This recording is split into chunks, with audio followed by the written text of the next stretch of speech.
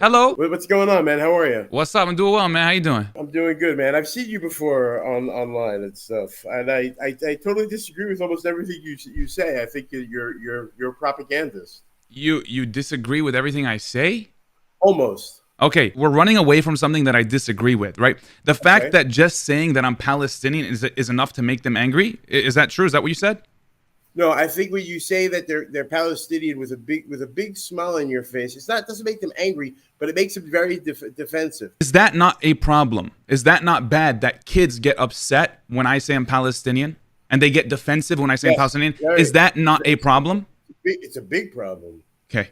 But do you know why it's a problem? It's a problem because most Palestinians, their goal is to get rid of the Jewish state.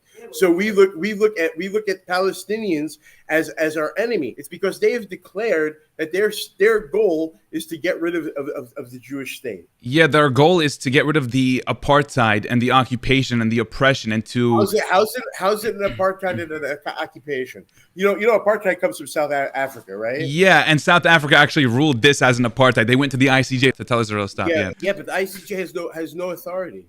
They're the highest court in the world. This isn't an opinion like, oh, this is what I think. Basically, every human rights group says so, that this is an apartheid. I'm talking about the leaders of the anti-apartheid movement, not just random people. People who fought to end apartheid, like Nelson Mandela and his friends and his group, his political party, not just random people.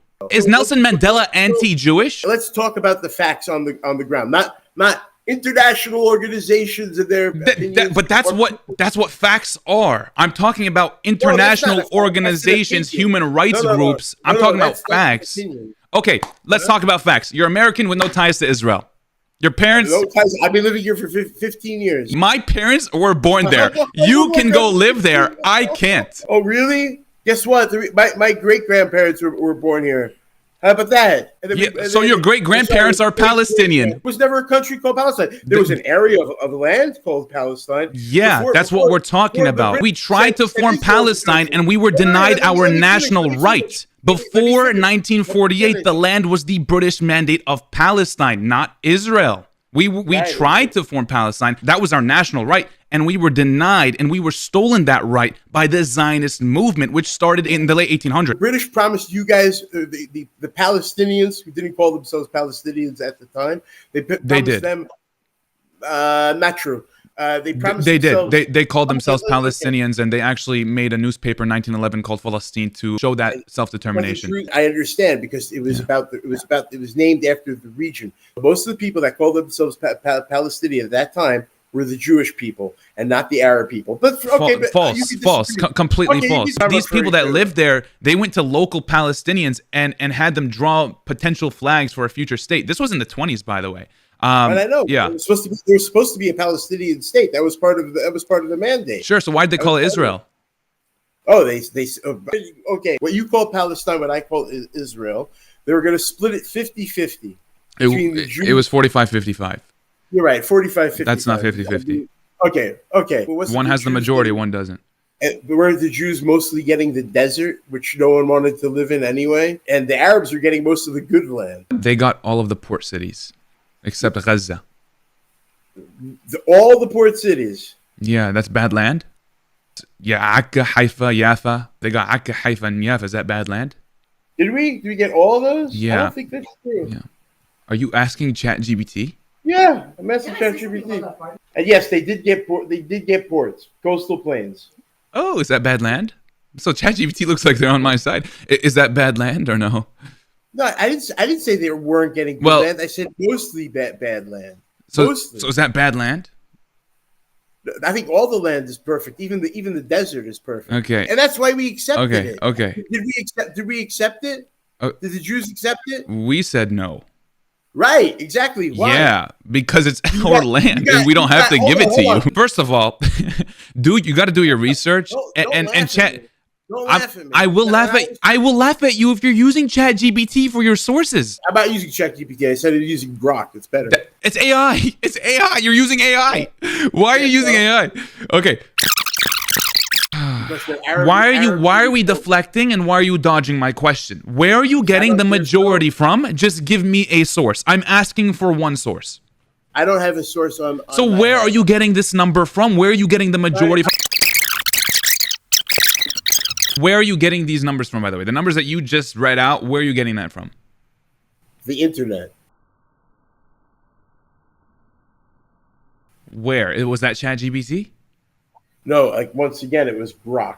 It was Grok. So was that AI? Were you using AI for your source? Can you get me the actual source? I need your source. I don't have a source. Do you know who Benny Morris is?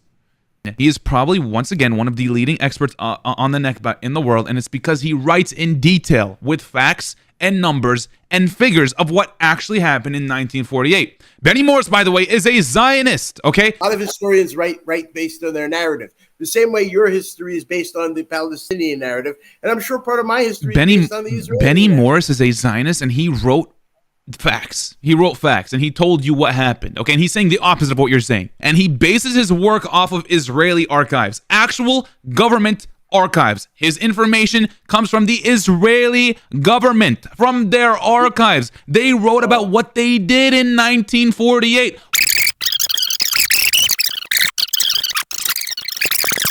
That archive doesn't. Can you listen to me for a second? I gave you my sources of where I got these numbers from. Can you give me yours? Can you give me yours? For which item? For all of the numbers that you just came up with, saying it was this, all of them were told by the Arabs, whatever BS you said. I want those sources.